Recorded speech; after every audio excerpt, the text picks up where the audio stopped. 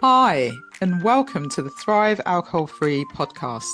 I'm Dupe Witherick, alcohol free wellbeing and transformational coach, and the best selling author of A Cocktail of Clarity, How to Ditch Drinking, Embody a Joyful New Identity, and Thrive Alcohol Free.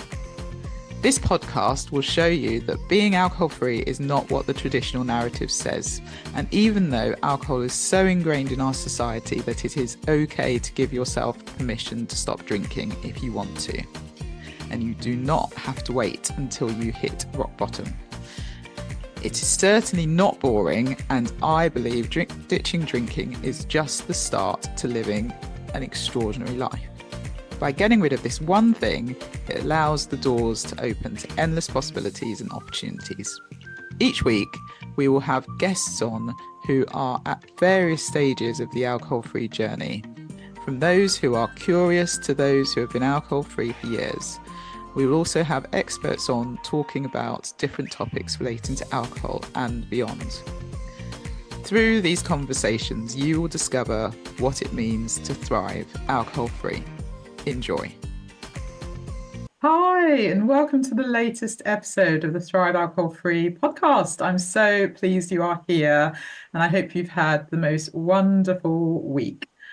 So we are continuing this week with the theme of quit lit. But before I go there, I wanted to talk about a post that I posted on Instagram early in the week, which was all about change. What change have you been wanting to make for a while? And are you ready to make that first step today?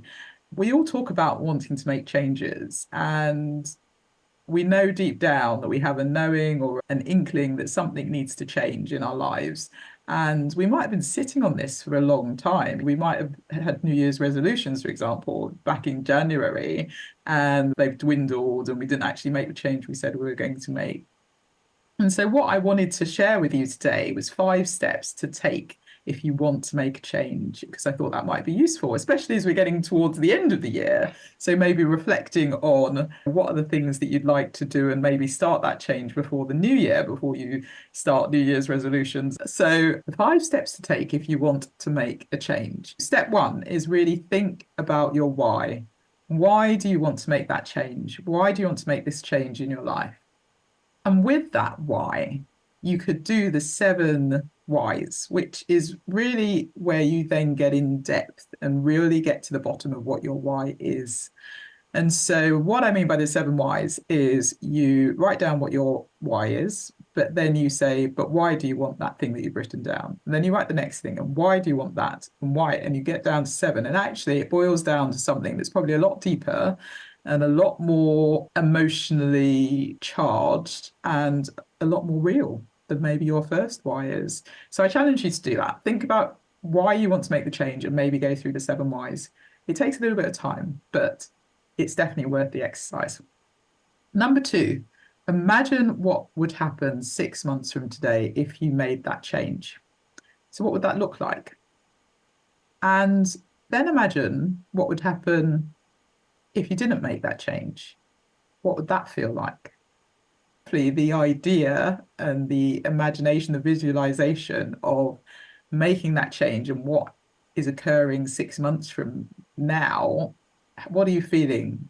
What are you thinking? What are you doing? What are your thoughts around it?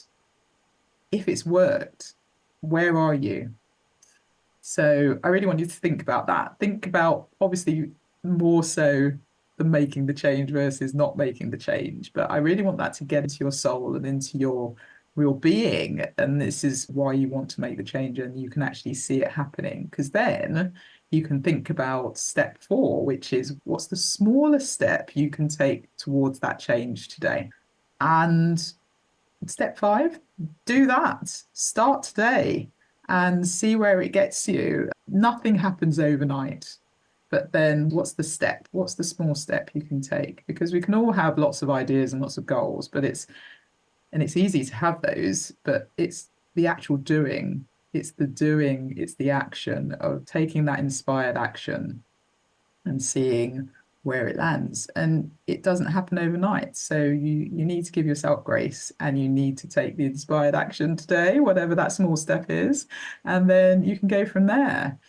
And so I have mentioned it before. I am doing the 2 coaching session activate package for those who might want to ditch drinking versus and those who want to thrive.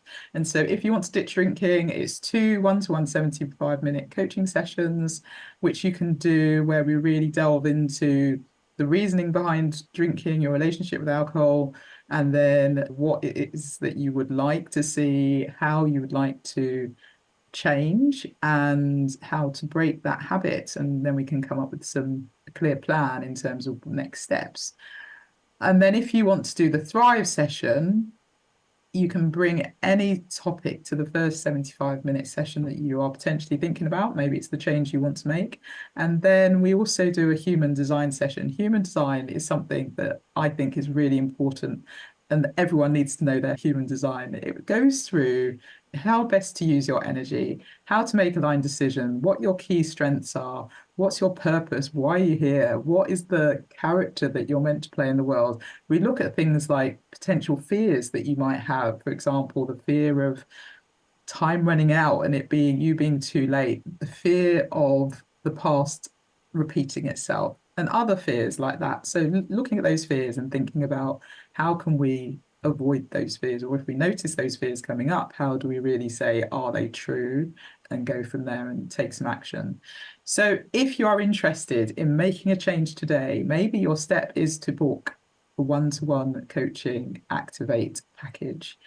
And I'd love to support you with that. So feel free to go to the link below where you'll see all the information and you'll see how you can book this. And I am looking forward to meeting you and helping you on your change. Okay, so today's guest is the fabulous Christy Osborne, and I'm delighted that she's on. I was actually on her and Mead's podcast, but Jesus Drank Wine and Other Stories That Kept Us Stuck, which I think is a fabulous name, and it has kept a lot of people stuck. So Christy Osborne was born and raised in Los Angeles. She graduated from University of Southern California and Pepperdine University School of Law. After passing the California bar exam, she relocated to London and assumed various roles in law, public relations, and business development. These included working for UK Parliament and founding a popular website for American expat women. Christy discovered her true calling when she chose sobriety and discovered a passion for helping women on their journeys. As a highly trained senior sobriety coach featured in Marie Claire, Newsweek, the Daily Mail, Yahoo, PBS, London Daily News, Hip and Healthy, and more, she empowers women throughout the US and the UK to redefine their relationship with alcohol. She lives with her husband and her 2 children, Ella and Carter, and they have a cavapoo called Cooper. So I am delighted to have Lindsay on the show because she's just published and released a book, which is Love Life Sober. So we talk about her book. It's a 40-day alcohol-free journey to reset drinking habits, reconnect with yourself, and strengthen your relationship with Jesus from a certified sobriety coach with a you can do it positivity. I hope you enjoy this conversation. We talk about lots of different things, and yeah, it's a fab conversation. So without further ado, here is the conversation with Christy. So welcome, Christy. Thank you so much for being on the Thrive Alcohol Free podcast. How are you? Oh, thank you so much for having me, babe. I'm so excited to be here. We've been in each other's orbits for a little bit, and it's so nice to finally connect. Yeah, absolutely. Absolutely. I'm really looking forward to this conversation. So, for people that might not know you, Christy, why don't we kick off with a brief introduction? Sure. Yeah. So I am Christy Osborne. I'm originally from Los Angeles, but I live in the UK. It was London up until this summer for 16 years, and now we're out kind of in the Surrey, Sussex border area. I'm new to the British countryside and loving it. I have 2 kiddos. I have a daughter who's 14 and a son who's 12. And I am a sobriety coach, a podcast host, and brand new author, which I'm so excited to talk about. So, yeah, that's me. Yay! Yay, fantastic. Congratulations on your book, by the way. That's so epic. And we might end up talking about Taylor Swift as well, because my daughter's 10 and we both, yeah, anyway, Yeah. we might go there. But let's kick off with, I think it's always great to hear people's stories and how they've come about becoming alcohol free. So if you don't mind, why don't we start from the Yeah. beginning? What led up to you becoming alcohol free in the first place? And we can go from there. Yeah, I mean, we have similar stories in that it wasn't this massive rock bottom, but I grew up in California, as I said, tried alcohol as a teenager, thought it was awful, vomited all over the place with my best friend when I first tried it. Went on to college, was in a sorority, but never really was a huge, massive drinker. Like, don't get me wrong, I Mhm. had the nights out, but I did not like being out of control and I like to feel really safe. And so it never really got out of control. But then I went on to law school and met my now husband. And it was very much part of like our romance. It was like we got really into wine. We visited Napa. We started collecting wine. And then there was an opportunity for us to study abroad in London. So we came for our second year of law school and we traveled in France and went to wine country. And we were like, we're going to have these cellars for our kids one day and all this. But we were, or I should speak for myself, I was also using alcohol to relax and to deal with the stress of being in law school. We went back to California, got married, passed our bar exams. And it was just wine was kind of like an ever present thing in our life, right? Which at the time felt like no big deal. And then we made a permanent move to the UK. My husband was offered a job over here, and it was alcohol to meet people. And if you're an expat, like all the expat like communities, it's you meet for drinks.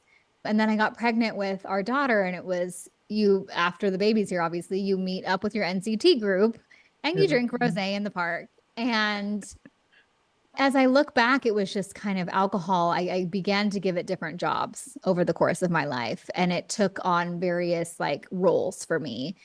When I had my son Carter, I had pretty bad postpartum. And so it was very much a drinking to cope thing. And I Mm. remember we had a baby nurse once, and the whole point, obviously, of the baby nurse was so that I could sleep. And I just went into my room and just poured a massive glass of wine because I thought that that was rest, right? I thought that Mm. that was my Yeah. break. Someone Mm. has the babies now, I can just sit in here and drink. And so it just, a little uptick as the years go on. And again, assigning it different roles, assigning it different jobs. And then in 2018, my mom passed away. And it was so hard because we had this very, very close relationship. Growing up, she was like my best friend and my talked to her every single day. But then she started to drink like in my 20s and it just changed her personality and she got really like just she became a different person. She got angry and sad and depressed. And so when she passed away, I was like mourning the loss of my best friend, but I was also like mourning, like I was mad. I was angry because I was like, this is basically you did this. Like you drank to the point where like you passed away and you don't get to see your grandkids grow up. And so I was so sad and so depressed and I had no idea what to do with it. Literally no coping skills whatsoever. And so I just started drinking. And the thing about it is that it didn't look different from my vantage point to anybody around me, right? So I was having wine at home after the homework was done. Mm. And I was like going a little bit wild and crazy on a night out in town. Mm. But so were my friends. And everywhere you look on social media, as we know, it's like the thing that moms use to kind of get by. And so I didn't feel like I was doing anything quote unquote wrong. No one ever Mm. came to me and said, do you think you're drinking too much? No one said, do you have a problem? Nothing like that. Internally began to think, oh gosh, what's going on here? I'm not prioritizing the kids. I actually don't want to spend time with them. I'm fighting with my husband, Chris, all the time about really dumb things that don't actually need to be arguments, but it's because we're both drinking. And I was just like, am I going to end up like my mom if I keep going like this? What's going to happen?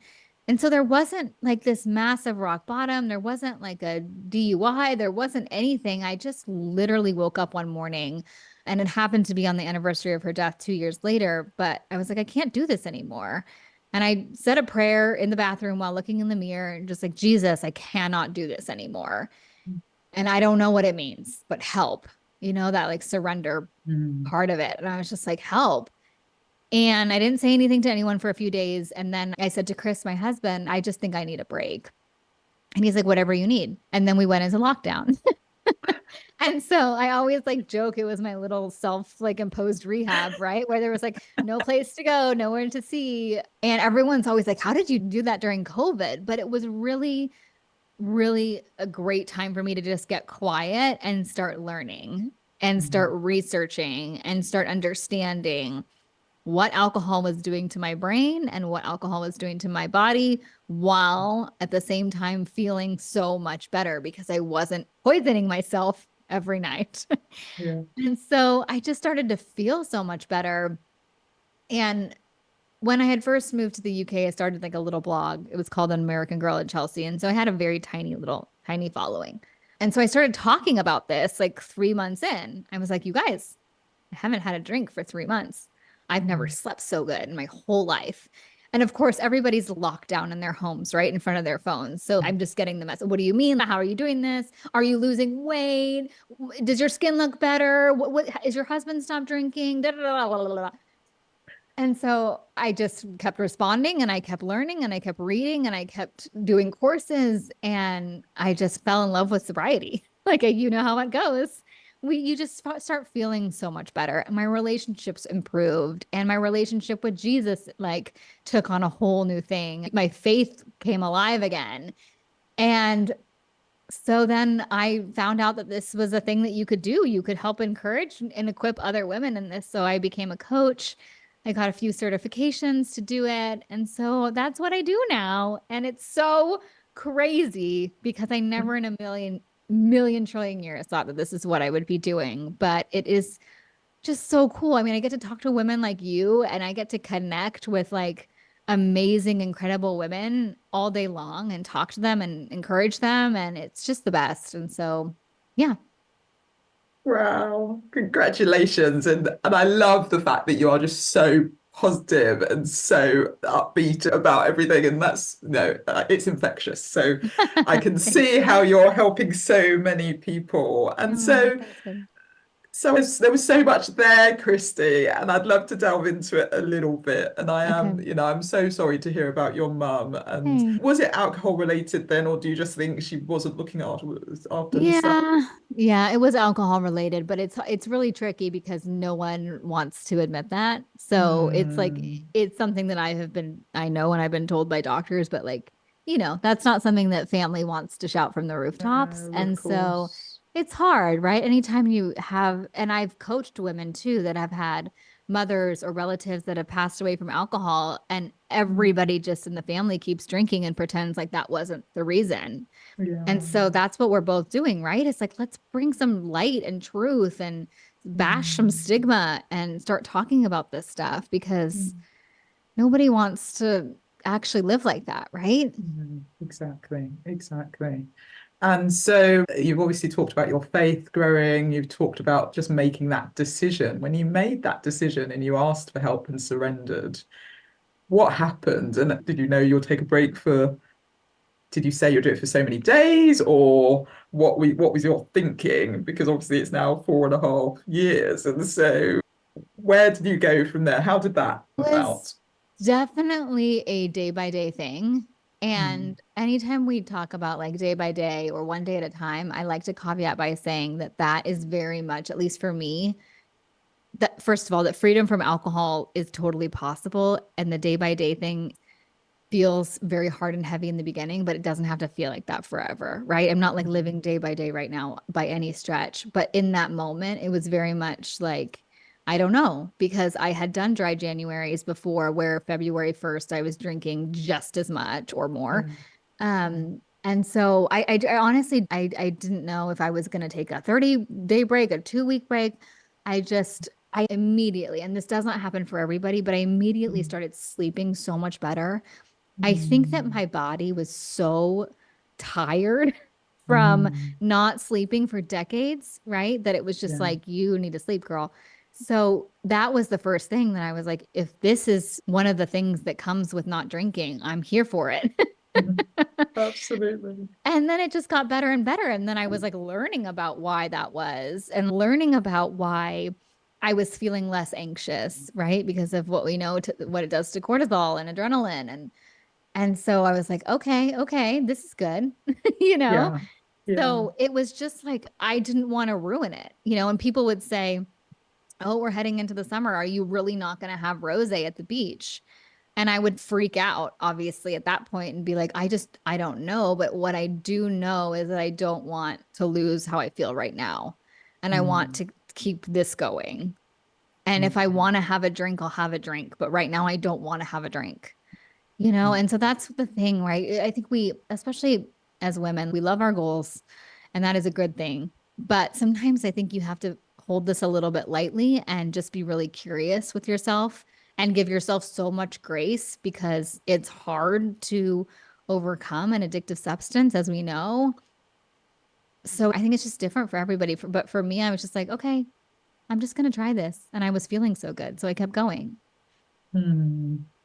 Yeah, and you bring up something really important. It is about being curious, isn't it? Because that's one of the things I think that gets you into that mindset because you're researching, you're reading Quitlet, you're listening to podcasts, but you're open to curiosity, which Yeah. I think a lot of people don't tend to be. So, how did you find it then? Because you said you were sleeping really well, and but then you also said it is challenging. So, what would you say were the challenges for anyone who's maybe starting the journey now or Yeah. thinking about starting the journey? What would help someone?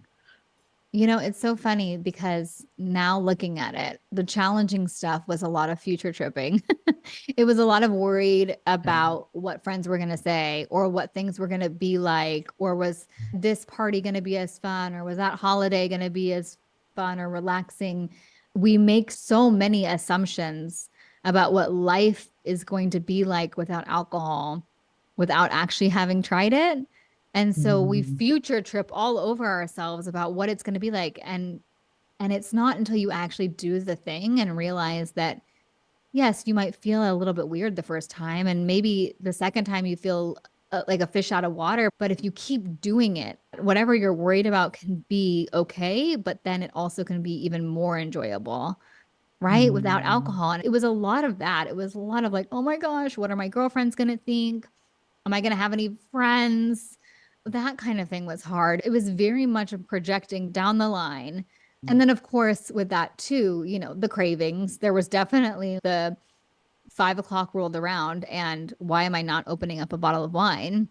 Mm. But again, it's about curiosity and experimenting in those. I did a lot of bubble baths and face masks and a lot of walking around Battersea Park, like in a loop frantically, just to like get that craving out. But the Yeah. thing that I learned too, which is so important to remember, is that those cravings are temporary, right? Like we can surf the urge, we can ride that wave, they will go, it Mm. will not kill us, we can survive it. And the more you do that, the more it's doable. Absolutely. Yeah, Yeah. yeah. And it's changing our subconscious, isn't it? It's because Mm-hmm. it's all been programmed and we run on 95% of our subconscious mind. And so actually, if you have been doing the same thing for years and years and years, it is doing those different things like going for the Yeah. walk or having the bath or just putting pause into it before you reach for that drink. But it can feel like that takes forever to start Mm-hmm. changing those neural pathways and starting to really understand that and get that. So I think you're right, having grace, being patient with yourself, and trying to be present and not worrying about future Yeah. scenarios is really important. Yeah. And you mentioned your story so similar because you talked about visiting vineyards and becoming, I imagine you thought you were a wine expert as Oh, well. And, totally. Wine snob. Yeah. you know, just cellars and thinking, oh my goodness, what an amazing wine cellar when you see these fantastic wine cellars and Yeah. wanting your own. But you mentioned it was really something you did with your husband a lot, and that's actually what kicked it all off, however many years ago in law school. I was wondering, what was your husband's view? Because you obviously said he was fine and he was like, do whatever you need to do, babe. But how's it changed over the years? Is he still drinking? What was his perspective? Yeah, I mean, it's been 4 years, right? So it's been an ongoing conversation, but watching him also massively cut down. He's massively, Mm. massively cut down, and I haven't actually seen him have a drink, and I don't, I actually can't remember. Trying to Mm. think. But I know that he would and would still if he wanted to. And part of the thing that I had to work on a lot, I had to really work on this was to not be involved in his journey. Right. And as people that are, I'm going to call us experts in this field, we know what it does to your health. And so, of course, it's really hard to see someone that you love continuing to drink something that's harmful. But nobody is going to cut back or stop unless they want to. And so his was a very like a much more gradual process. But we Mm. also had totally different relationships with alcohol. He was not drinking to grieve the loss of a parent Mm. at that time. And so I just had to really remind myself to stay in my lane, which was very hard. Mm. Mm. Yeah. So how did you do that? How did you get it to work? Because I've heard, recently a few people have stopped drinking on one side and then the other person hasn't, and it's been a challenge, and actually they're separating, and it is a challenge. And obviously, as you say, you have to stay in your lane. You can't force anyone to go on this journey with you. They have to be ready for it. Yeah. But how did it work for you? Yeah. I mean, I think it's so important to remind ourselves that everybody has a choice in this. Mm. And I think that there's a lot of stigma about like when you take on the role, for example, alcoholic, which I don't like that label, that this is something that you no longer have a choice in. And so there's a lot of stigma in that once you start examining your relationship with alcohol, you almost don't have a choice. And I don't think that that Mm. takes our power away in making this decision. But I'm not going to say I did it perfectly. There was a lot of like yelling and screaming. I wanted him to do it with me and a lot of crying. But just the fact that I stopped drinking made our relationship so much better because we just weren't having stupid fights all the time. And we were Mm. just able to be present with our kids.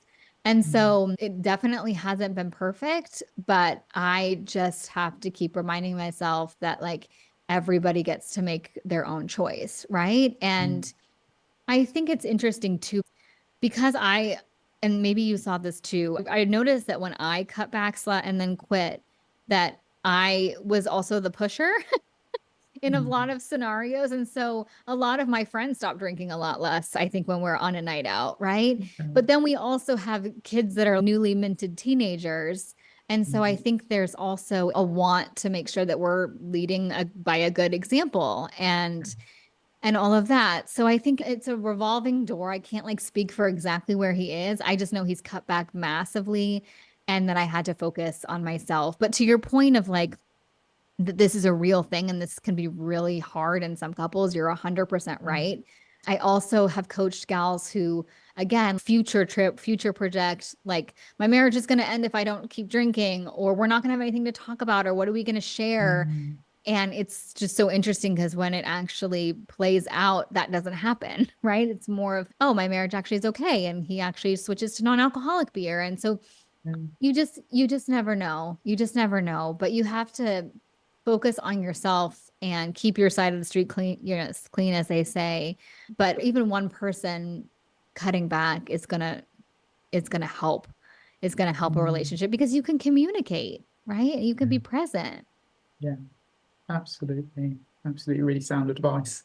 And I think it's everyone's journey. I think you're right. It's tricky to not want to say to Yeah. everybody, this is the way. And do you realize what this is doing to you? Yeah. And do you know how much better you'll be feeling, and not preach? And so it is a fine line, but it sounds like Yeah. you struck that balance well. So well done you. So then, okay, so let's fast forward.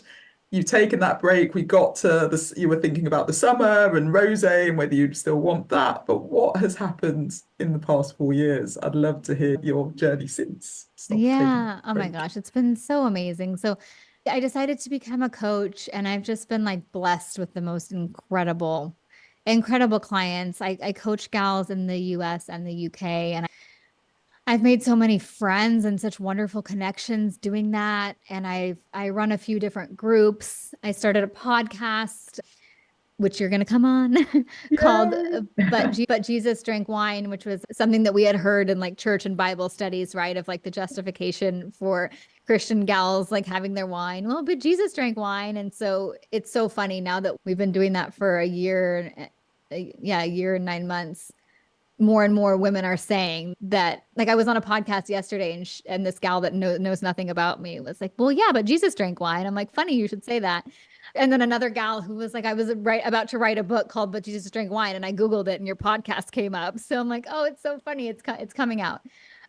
But that's been amazing. We've grown a community on the back of that podcast. We've got about 65 members, I think, in there now. We meet every Tuesday, which is amazing. And I wrote a book which comes out in a couple weeks, which is crazy. It's called Love Life Sober. It's a 40-day alcohol fast. And it is very much about kind of what we were talking about, is just being open and curious and learning and seeing what life is like for you with alcohol out of the picture. But if you drink on day 9, you don't have to start over. You don't have to count days. You don't have to use labels, because coming from a place of like positivity and positive emotion, as opposed to being deprived and giving up this thing that we're not going to have great lives without, like that shift is so big. And it makes this a blessing, and it makes this a gift, which we know it is. Yeah, absolutely, absolutely. And oh my goodness, you've done so much. It's amazing. When I say it back, I'm like, oh wow, that is a lot. But when you're in it, you don't think Yeah. this way. Yeah. Yeah, of course. No, that's fantastic. And I love the But Jesus Drank Wine. Let's touch on that because it's a fabulous name, by the way. It's genius. Thanks. But I wonder what has been, you've obviously got a community off the back of it, but what inspired you to do that? And obviously it is coming out that people are saying it, so it's obviously right. But let's also talk about your faith side and what that means to you and Yeah. how that's grown as well over the years. Yeah. When I started doing my whole own journey, there was definitely, there was a good amount of quit lit out there. And there were devotionals and Bible studies, obviously studying the word, but I didn't see anything out there that blended anything with, scripture and trying to break free from alcohol. And so when I started coaching gals and I would get someone on the Zoom screen in front of me who was a Christian, I would recommend the Quitlet book and give her the exercises for the week. And then I would be like, oh, this Bible study is also really good too. And so I just kind of got this idea one day, God given, of like, why isn't there a resource for Christian women where there's scripture, and which is so much better than actual self-help because we can't do it ourselves, Yeah, but also blends the neuroscience. And because yeah. that has been so key. So I sent out so many query letters. I wrote the proposal. Nothing came back. And then a gal heard me on a podcast and connected me with a Christian agent. And she was like, yes, let's do this. And as I was writing the proposal for that and exploring that, I found another coach. Her name is Mead. She's my podcast co-host, but she was also a Christian. And so we started chatting, and I was like, where are all the Christian women that are trying to break free from alcohol, that don't want to go to AA or don't Yeah. resonate with that? No shade to AA, Mm, but that mm, feel like they need something else. And so we started talking, and I was like, should we do a podcast? And we went away and we left it and we prayed about it for a while. And we came back and we're like, let's just turn on the mics and let's start having the conversations and see what happens. mm. And I think we're almost at 100 episodes. And Oh, so, wow. yeah. Yeah. And it's nice because I don't think there's not a lot of resources out there that bring in Jesus. And that's so important Mm, to us. So, yeah. mm. Yeah, absolutely. And how has your faith changed? Because you said it was obviously that kicked off this whole journey, that Yeah. surrender. How would you say it's developed over the past 4.5 years? Oh, I feel like I might get emotional. I just found him. I was a Christian all my life. I went to church.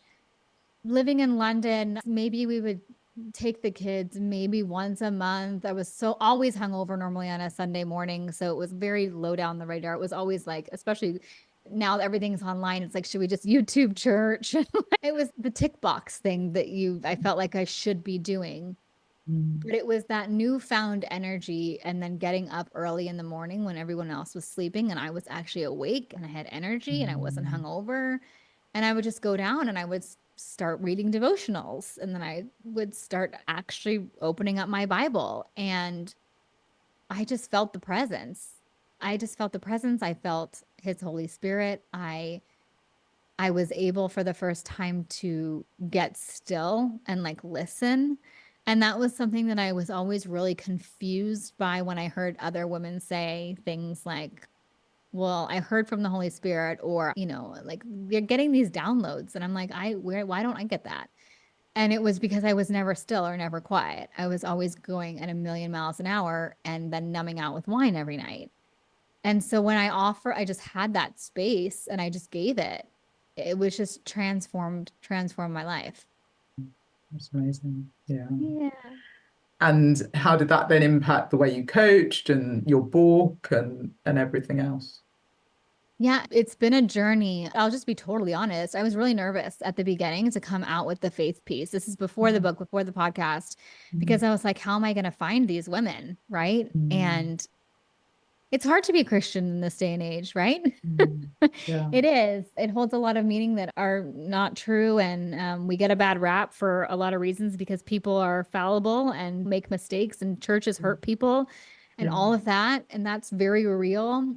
So I was worried at the beginning, but slowly over time, I've gotten stronger, and this is for me what it's all about. And it ends up, it's really, I'm going to say it's crazy, but it's actually not. But it's the back door or the porch or whatever you want to call it of being able to have the conversation with people, right? So you can start talking about struggling with alcohol, but then when you talk about what's under that, then you get to start talking about what really matters and faith and all of that. And so it's so funny because this struggle with alcohol has actually like been the gateway to then starting to talk about Jesus with women. And that's just so cool. And again, like never in a million years did I ever think that this is what I would be doing.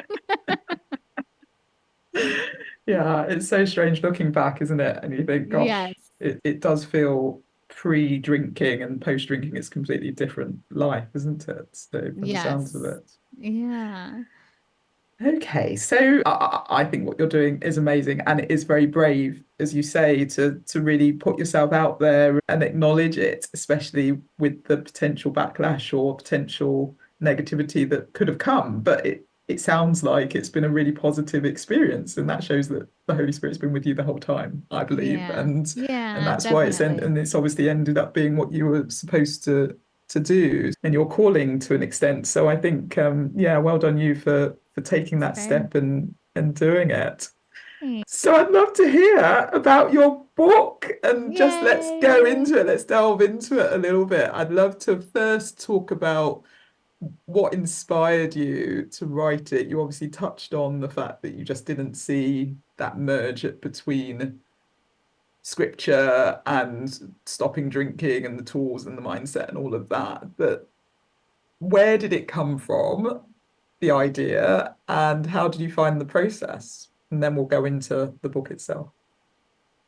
Yeah, it was really just looking at all the different resources. And I remember opening up a devotional, and it was like very much, it had left a lot of space for responding, right? And journaling in the back of it. And I was like, oh my gosh, this would be so great if this was something that was, accessible or created for gals struggling with alcohol, because we know what it's like to put thoughts on paper, especially when we're digging into the whys behind your drinking and why do you want to take a break and all of that. And so I thought it was going to be a devotional in the beginning. And then through the process of working with editors, it became this 40-day fast, which is really cool because we did an episode actually on our podcast recently, and I had some of my early readers on, and they were all just saying that that was so helpful for them to have it broken down into 40 days. The chapters are short.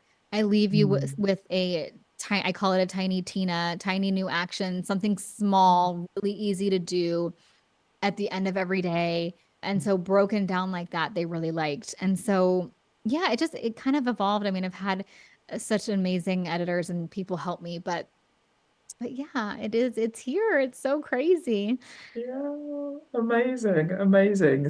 Do you have a favorite part to the book, or do you have something that you think will help the listener? Yeah. One of the things that I loved writing about was how my joy came back online when I stopped drinking. And this might resonate, but I had gotten to a point where nothing was fun unless alcohol was involved, right? Nothing. Mm, mm, And that is because when we are used to getting an artificial level of dopamine, our normal dopamine production goes skewed. And mm, so that meant not finding joy in my daughter's dance recital or my son's birthday party. It was the joy was about like getting the drinks after or during. And mm, when I really thought about that, it broke my heart. But when my joy then came back online and I got to, I started finding joy in the everyday. And it's not the same as alcohol. It's not this massive spike, but it's like, oh my gosh, the sun is shining today in England, right? It's these little moments. And I felt that and it felt so good. And it was one of those reasons where I'm like, I will never go back to how I was mm, before. But writing about that in the context of then the faith, where we know where we get our ultimate source of joy, mm, was really special to me. And that's the thing, too. We all talk about having fun and finding peace and comfort and all these things, ditching alcohol. But the ultimate source of that is Christ, right? And so we have that never ending source of those things that we were desperately trying to find at the bottom of a wine glass.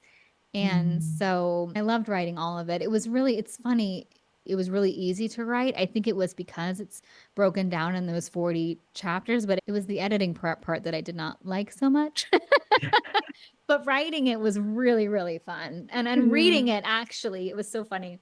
I think you go through you probably did too, like where you're just like, is this awful? Is this good? What did I write? Is whatever. But when I actually read it into the Audible mic, I was in LA for 3 days just recording the audiobook of it. I was like, this isn't bad. I think this is going to help somebody. And so that was a really nice feeling. Yeah, it's amazing the emotions you go through, isn't it? So how are you feeling now, knowing it's 2 weeks out before people can get their hands on it? I am a really impatient person. So the waiting has been really, really hard, but the waiting has given me this new shift in not getting caught up in comparing with other books, not getting caught up in comparing with other coaches or podcasts or people because I want all of us to win, right? I really Mm, do.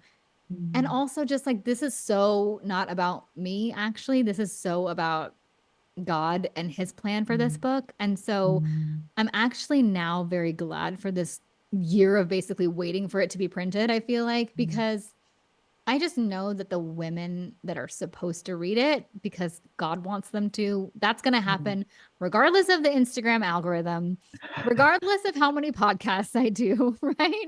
Regardless of how many ads end up getting done by the public. Like it's fine. And I would not have said that a year ago. I would have been like, get everyone, we have to do the reviews and let's go and let's do da, da, da, da. And it's just so it's a nice, I'm holding it really lightly, but in a really nice way. Yeah, oh, I love that. And it's so true. Comparison is the thief of all joy, isn't Yep. it? And Mm-hmm. we know that. And what you talked about in terms of joy as well, it's interesting because I tend to say most people are either trying to create a feeling or escape from a feeling when they're drinking. Oh, that's so good, babe. But when we're numbing out, which is effectively what we're doing, we think we're numbing out all the negative emotions, Mhm. but actually we're numbing out all the positive emotions as Mhm. well. And so the Mhm. not experiencing joy and then now really seeing that joy come back online, which was your phrase, and I love that, is incredible. And actually it is the joy from source. but it's also the joy. And then you see that in like the little things. So Yeah. a lot of people think that the joy that we feel when you stop drinking is all about, oh, well, I've got more energy, I'm losing weight, I'm doing this. But actually, for me personally, the joy is going out in nature and seeing the Yeah. rabbits and seeing the deer and just taking in the clouds and the stars. And that is joy to me. And Yeah. so I love what you said about that. And I do think we get really caught up with, because if you think about it, when you came onto this scene 4 years ago in terms of Instagram and things, there weren't as many people as there are now. The alcohol-free movement has grown so much.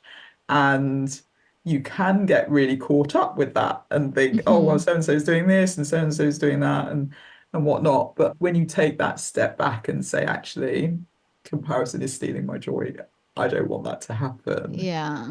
you get that different perspective. And actually, in the waiting, that's Yeah. generally how we grow. And as Yeah. frustrating as it is, Hmm. Yeah. it is how we grow. So I loved what you said about not holding it too lightly, because I know it's going to be a huge success and it is going to get Oh, into the hands of the right people to read it. And I'm excited to see what happens on your journey. So oh, yeah, thank you for thank you. sharing. Thank you. So fun to finally connect with you. Yeah, absolutely. So where can people find you? How can people get the book? Tell us everything. I was on this podcast last night with this like American actress and like a football player, and there was a whole studio, and I was so overwhelmed and I forgot to tell people where. And I got off. I'm like, oh my gosh, Chris, I literally forgot to tell the people where to find the book. So you Well, can let's not get. do that today. Let's tell them today. I was How so funny. nervous. There was like all Oh, these people on bless the screen. you. Anyways, you So can which get it. podcast was that? That sounds so exciting. A football player and an actress. Jana Kramer from One Tree Hill, and she's got a big following. Anyways, I freaked out. So you can get the book at lovelifesober40dayfast.com. That's 40 day fast. You can follow me on Instagram, Love Life Sober with Christy. And then our podcast is But Jesus Drank Wine and Other Stories That Kept Us Stuck. And I don't know when this is coming out, but if you purchase the book, you have an invitation into our community, and I'm going to be coaching you through it starting September 30th for 6 weeks. You can Brilliant. join that at any time. The calls are going to be recorded.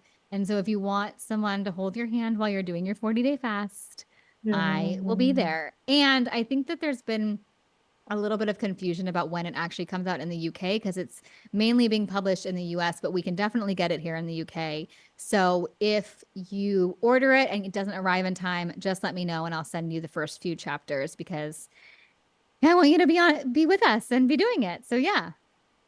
Fantastic, fantastic. How exciting. Yeah, brilliant. Thank you for sharing. Okay, so I always end the podcast with my favorite question of all time. What does thriving alcohol-free mean to you, Christy?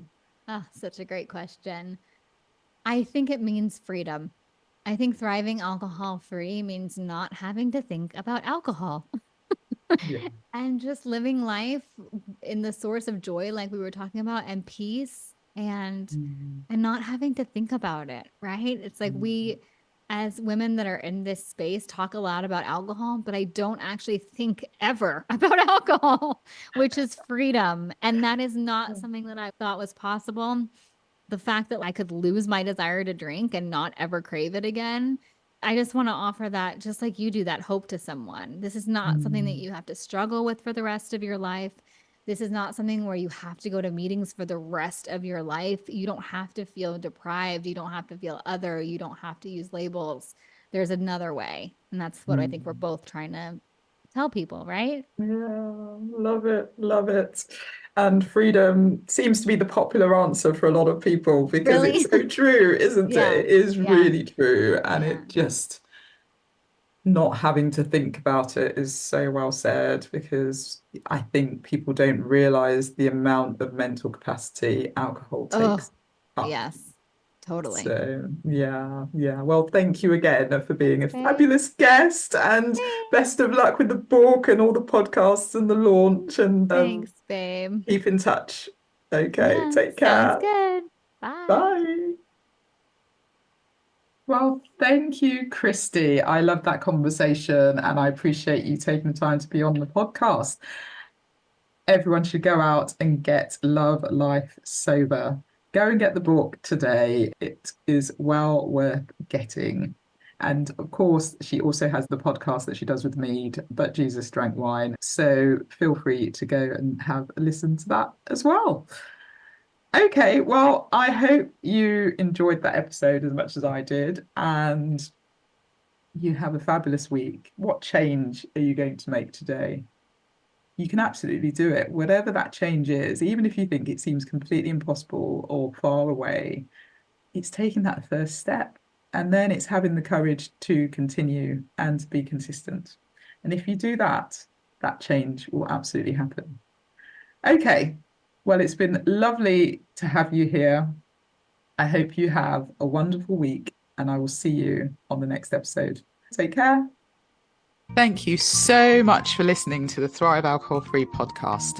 If you enjoyed the episode, please subscribe so you get alerted every time I drop a new episode. I'd love it if you could rate, review, and share this episode. Feel free to tag me on Instagram at Thrive Alcohol Free and follow me for daily tips. If you would like to work with me, I offer one-to-one coaching sessions and have my signature group coaching program. If you're not yet ready for coaching, I also have a self-paced online course, which is a companion to my book, A Cocktail of Clarity. All the links are in the show notes. I will see you in the next episode. Have a wonderful week. Take care.